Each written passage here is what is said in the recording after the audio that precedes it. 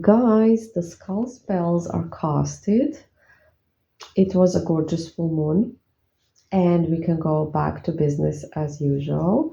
Before I start with the topic I have planned for today, I just want to once again thank everybody for making my birthday lovely. Some of you know that this was my first birthday without my father.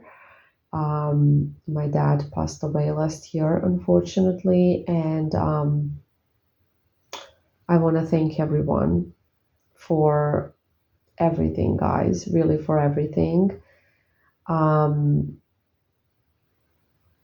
it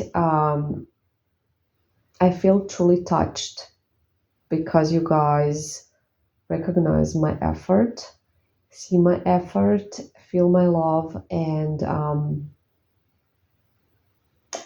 I have no words. I just want to thank you. I don't think I have ever received so many beautiful messages. So thank you.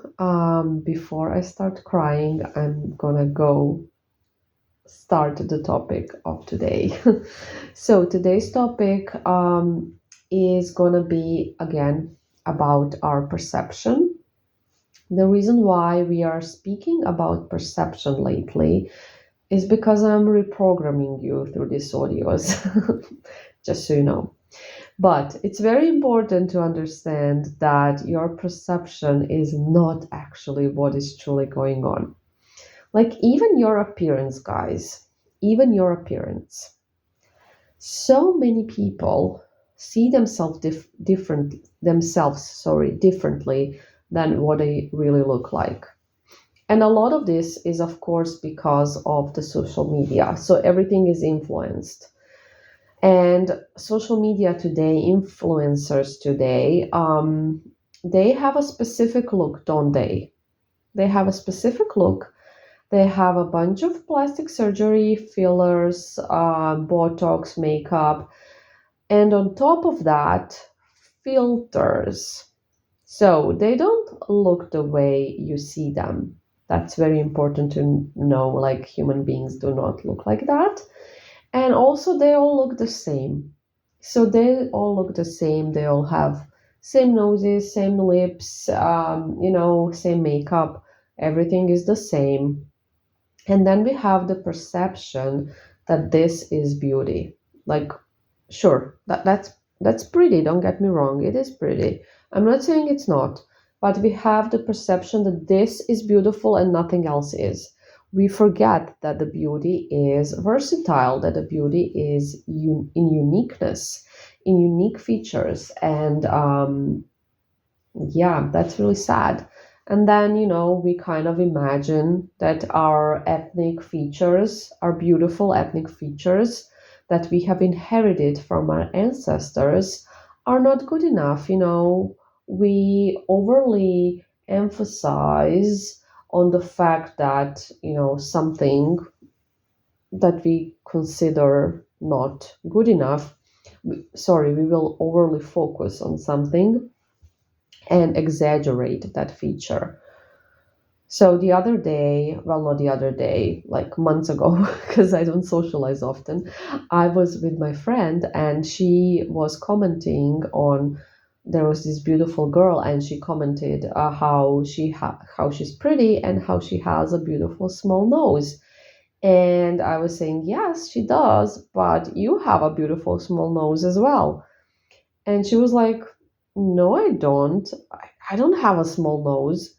And she absolutely has a small nose. And I was, hmm, I was very confused. Guys, I really want to emphasize that your perspective of how you look may not be very objective, and that maybe you are exaggerating over some features. And the reason why I'm saying this is because we're going to talk about perspective in general, and perspective when it comes to exes, when it comes to people, when it comes to love. But even when it comes to your appearance, you do not see yourself the way you actually look, and you exaggerate on some of the features that you don't like, that you think are not aligned with Instagram trends or whatever it is. And even though this is not the topic, I really want to remind everybody that everybody has unique, beautiful features from their ancestors, which is gorgeous, and you should be so honored to carry those features. Um, and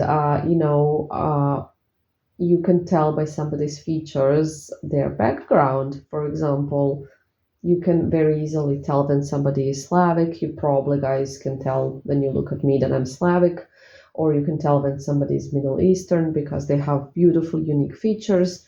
And that's not something that anybody should be changing to be on trend with Instagram. You should love yourself and honor your ancestors whose features you are carrying, because that's so beautiful. Everybody's beautiful. And it's just a matter of perspective again, whether you're going to see yourself as beautiful or if you're going to look for flaws and exaggerate on those so-called flaws. It's up to you. It's your choice. It's a choice. It's a perspective. Remember that. Same goes with everything else. So we come to the actual topic now. So I'm going to talk about something because I think this is something that a lot of you are dealing with, and a lot of you will be dealing with that in the future when your spells, start to work. So when we have an attachment problem, and for example, this is something I'm going to use this because this is something that I get asked about a lot, and a lot of clients will go through this. When you get back into contact with your person, and let me tell you something before I start on that. Magic is limitless. I mean, yes, some things are impossible, but if you think that getting your ex back is impossible, you're wrong. If you think that getting your ex back, if they are married now or if they are in another relationship, is impossible, like this is game over, that's not true. Maybe they have some karmic connection at the moment, and this is something that they just need to go through because it's important for them. That doesn't mean that you can't have them back. Because I'm gonna actually be filming probably part 2 of what happened with my astrology spell. And some of you have watched that audio when I was testing the new astrology spell on myself. So a person from 15 years ago who I haven't seen or heard in 15 years came back. And yeah, they were with somebody else in the meantime. And we are not together, by the way, we are just in contact. But what I'm trying to say is that there is no time limit, There is no time limit. And thinking that, oh, if this hasn't worked in 2 weeks, my ex will never be back is just, again, your trauma speaking and your fear speaking and your inner wound, I'm not good enough speaking, I'm not chosen, oh, it's not gonna work for me. Okay, maybe it works for some people, but hey, not me. It can work for everybody. It can work if it's been years and years. It can always work. Okay, so when you get back into contact with your person, right, a lot of you will have this experience or are having at the moment. So you have done a lot of work on yourself, you have been following the instructions, and bam, this person is contacting you and you're talking. It is very easy to go back into that anxious attachment because in the beginning you're going to be like really happy. You're going to be, oh, I can't believe this. I can't believe this is happening. And then you're going to notice that you don't want to stop talking to them, right? And conversations sometimes need to end. It's just how it is. That's the nature of it. And when you're anxiously attached, you don't want them to end ever, right? Because, and you know why? Because you think that they will never continue. If you say goodbye, bye for now, or if, you just stop talking for a moment or something for a few days, you may be convinced that you will never speak again. And this, again, is coming from that inner wound. I'm not good enough, I'm not chosen. So, what could be happening, and usually does, is that you will want to keep the conversation going. And here's the thing, conversations do have their limit. So, after a certain period, people will want to do other things, or, there will just be nothing left to say, and you will just want to continue it just for the sake of your validation. That's the problem. You just want to continue it so you're getting that validation and that safety, right? Okay, this person is speaking to me. They're going to stay. They're going to talk to me. That's why you want to keep it going. Even though it's boring even for you and you would rather, I don't know, do something else, you want to keep it going because you need that validation. So you are going back into your past behavior, which is very easy to go back into because, like we know, we can always go back. It's just how it works. But this is the moment where you need to stop yourself and understand, oh, wait, I know what's going on. I'm trying desperately to keep this person because I don't feel like I'm good enough for them to contact me again tomorrow or like in 2 days. And I think I desperately just need to, keep them here. I need to write something, I need to text something so they will text back because, I need to prove myself, right? I need to prove my worth because I need their validation. But here's the thing, guys. This is, again, you going back into that low vibration, right? Do you see that? And I really want everyone to understand this. I hope I'm explaining it correctly. I mean, in a way that you can understand. So, when you get back into contact with your person, if it's been years, or if it's been months, or if it's been a while, whatever period of time, even if you have been really working on yourself and you have gotten to the point where you really feel good and all of that, it can easily happen that you will go back into that low vibration where you want to prove yourself when you need that validation from them. It is perfectly normal that this could happen. The thing is that you need to recognize that. You need to see what's going on. Instead of getting all anxious and scared and fearful, oh no, they have ghosted me, I have a scene, they will never reply again. Instead of going down that route and like again chasing them, sending double texts, or chasing them energetically, I want you to stop, take a deep breath, and be like, okay, I see what's going on. I'm worthy of receiving a text tomorrow. I am worthy of ending conversation without fear that we will never speak again. If they're right, LOL, or send an emoji, end the conversation, okay? That's it. Don't be afraid to do that. Don't be afraid. Don't be afraid if they end it. Because you are worthy of somebody texting you again. It's not like your only chance. So they texted me now. This is a miracle. So we will never speak again if we stop talking now. Remember what all of that means.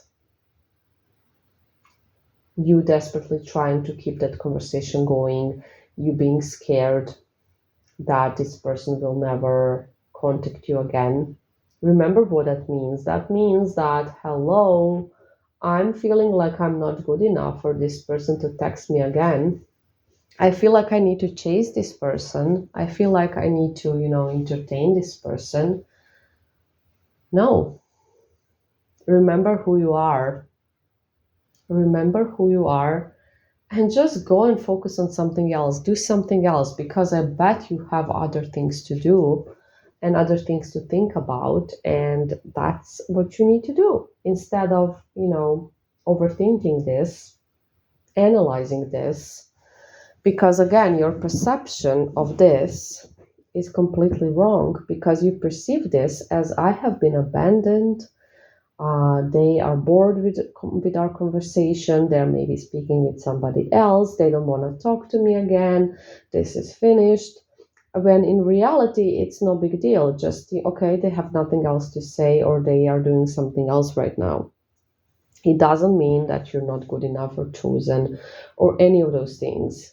So again, your perception is coming from your past traumas and your limiting beliefs and your previous wounds. And this is why you're seeing, somebody who just went forward with their day and didn't text back because there was nothing else to say, as somebody who abandoned you, who ghosted you, and who rejected you. So let's keep that perception, okay? Let's keep that objective perception of things. Let's remind ourselves what is going on when this type of things happen, and they will, trust me, they happen to everyone. We all kind of, a lot of us will get attached, and it's very important to be in the present moment, to remind yourself what is going on. And yeah, guys, I hope this was helpful, and I hope you're gonna practice this and take this into consideration when you are speaking with your person after a period of time. Don't be scared if the conversation ends. Remember, it can start again tomorrow.